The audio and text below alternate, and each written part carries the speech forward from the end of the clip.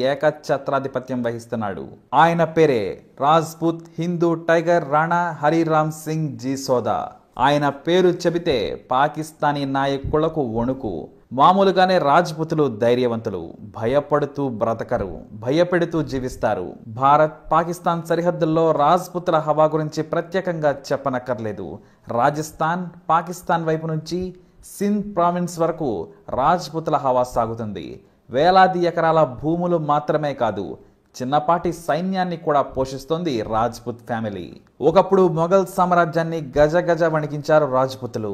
రాజ్పుత్ కుటుంబంలో మహిళలు కూడా తుపాకీ పట్టుకుని సైన్యంలో శత్రువులతో పోరాడిన చరిత్ర ఉంది. అయితే దేశం విడిపోయినా సరే తమ సామ్రాజ్యాన్ని వదులుకునేందుకు వారు అస్సలు ఇష్టపడలేదు. దీంతో పాకిస్తాన్లోనే ఉండిపోవాల్సి వచ్చింది. పాకిస్తాన్లో హిందువుల రక్షణ కోసం ఆయన పోరాడారు. పాకిస్తాన్ ప్రభుత్వాలు ఆయన్ను ఇంటికే పరిమితం చేయాలని చాలాసార్లు ప్రయత్నించాయి. కానీ ఆయన ధైర్యంతో వారి ఎత్తులను ఎదుర్కొన్నారు. హిందువులకే కాదు, సింధ్ ముస్లింలకు కూడా ఆయనంటే ఎంతో గౌరవం. ప్రజాసేవ కోసం ప్రభుత్వ సొమ్ము అస్సలు వాడడు. తన ఆస్తి ద్వారా సంపాదించిన వాటినే అందరికీ పంచుతాడు.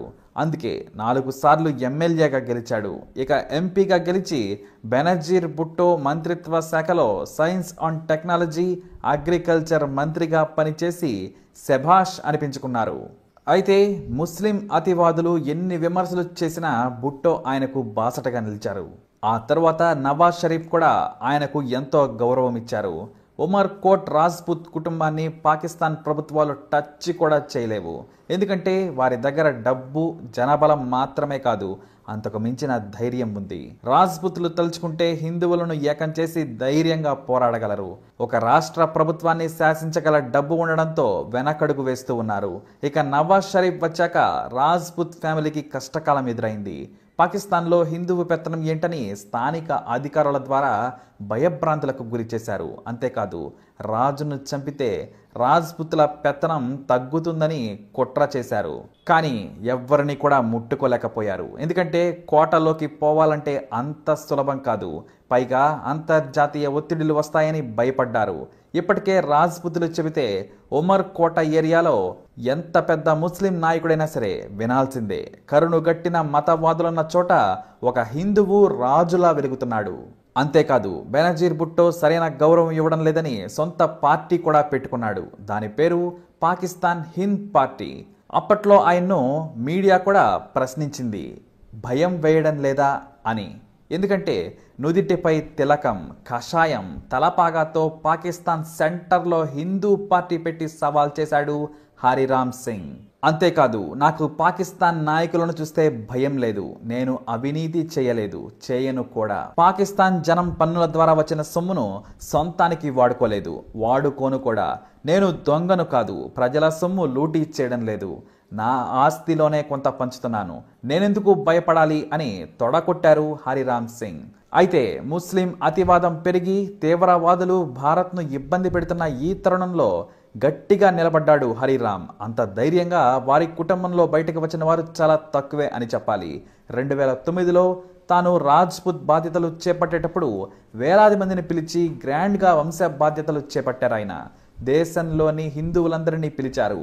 అంతేకాదు రాజస్థాన్లోని బార్మర్ జిల్లా నుంచి కూడా నాయకులు, ఇతర రాజ్పుత్ కుటుంబ సభ్యులు కూడా అక్కడికి వెళ్లారు. ఇప్పటికీ కూడా సింగిల్ హ్యాండ్తో వేలాది కిలోమీటర్ల పరిధిలో రాజ్పుతులు పాకిస్తాన్ ప్రభుత్వానికి ధీటుగా నిలబడి రాణిస్తున్నారు. హిందువులకు మద్దతుగా నిలుస్తూ వారికి సాయాన్ని అందిస్తున్నారు. మరి పాకిస్తాన్ నడిమొడ్డులో హిందువులు పార్టీ పెట్టి తొడగొట్టడం అంటే అది మామూలు విషయం కాదు. మరి టైగర్ రాణా హరిరామ్ సింగ్ ఫ్యామిలీపై మీ అభిప్రాయాన్ని తప్పకుండా కామెంట్ ద్వారా తెలియజేయండి. ఇలాంటి మరిన్ని వీడియోస్ కోసం మా ఛానల్ని సబ్స్క్రైబ్ చేసుకోండి. ఈ వీడియోని లైక్ చేయండి, షేర్ చేయండి. मैं अरबाब साहब आपको एक बात कह देता हूं, तो ये ड्राइंग रूम की सियासत आप छोड़ो. ये जनरल मुशर्रफ के जो आपके पास में कॉन्टैक्ट्स हैं, वो कॉन्टैक्ट्स यूज करके राणे को डराने की कोशिश नहीं करना. अरबाब साहब, मैं लुटेरा नहीं हूं, मैं स्मगलर नहीं हूं, मैं खूनी नहीं हूं, मैंने कोई सरकार के खजाने का पैसा उर्द बुर्द नहीं किया है. जो आप इन कॉन्टैक्ट से मेरे को डरा रहे हो कि आपको एनओसी नहीं मिली हुई, मैं आपको खबरदार करता हूं कि एस्टेब्लिशमेंट का नाम नहीं लेना बीच में। अपने जाति मुफाद के लिए एस्टेब्लिशमेंट का नाम नहीं ले। वो न्यूट्रल है, वो न्यूट्रल रहेगी। नहीं डराओ, मैं नहीं रहूंगा। मैं राम सिंह नहीं हूं जो तुम्हारी आपकी गिदड़ बच्चों से मैं भाग जाऊं। राणा यहां पे रहेगा। ये डांट का राणा है, ये डांट की पग है। आप अनापस्ती की डड्डी, ये मतलब घोड़ी पे चढ़े हुए हो, इससे आप उतर जाओ। डिस्ट्रिक्ट हेडक्वार्टर में मैं भी आता हूं। ना मैं अनापस्ती के डड्डी पे हूंगा, ना आप अपनी डड्डी पे होंगे। इज्जत और मान से, इज्जत और मान से नानी बेड़ा नहीं चलेगा, नानी बेड़ा नहीं चलेगा। इज्जत और मान से मेरे से बात करे। मैं आपको इज्जत देने के लिए तैयार हूं। टिकट हाथ उठाने की बात नहीं करना। जो जिसका हक है उसकी बात आप भी करेंगे, मैं भी करूंगा। आप मेरा साथ दें, मैं आपका साथ दूं। मैं स्मगलरों के टोले के अंदर नहीं रहता अरबाब साहब। आप सिर्फ एक ऑनेस्ट नहीं है। मैं स्मगलरों की टोली के अंदर नहीं रहता। मैं स्मगलरों के घर के अंदर रोटी नहीं खाता। मैं स्मगलरों के घर के अंदर नहीं सोता। मैं खूनियों के घर के अंदर नहीं सोता। खबरदार हो जाओ। या तो आए इज्जत और मान से बात करें, मैं इज्जत और मान देने के लिए तैयार हूं। नहीं तो ये ड्राइंग रूम की सियासत छोड़े, आके मैदान में इस राणे का मुकाबला करे। राणा मुकाबला करेगा, करेगा, करेगा। मुंह को टिकट अप्लाई कौन कयो? आऊं हो सी कोन आऊं तो इंडिया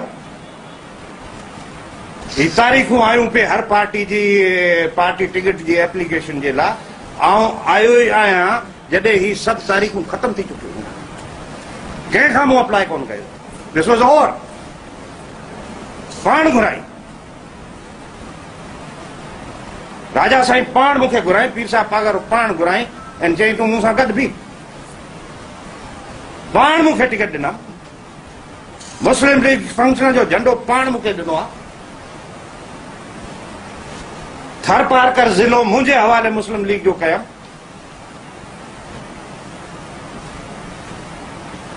मुस्लिम लीग थरपारकर में हुई किथे?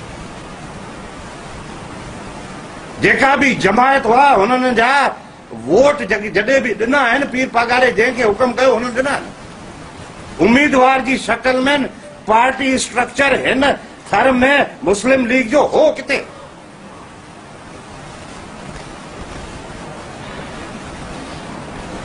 मूं चैलेंज जो एक्सेप्ट कयो। पीर पागारे के हिन राजपूत वचन ॾिनो कि आऊं फंक्शनल लीग के थरपारकर जे अंदर किलो ठाहींदुसि। आऊं थरपारकर जे अंदर मुस्लिम लीग जो आऊं खातो खोलंदुसि। के पुछां तो तूं ठा कंहिंसां थो करे? पीर साहब पागारो सां वञी कर। सॼी सिंध पई आहे, वञी ठा कर। हिते राणे जो पेपर आहे।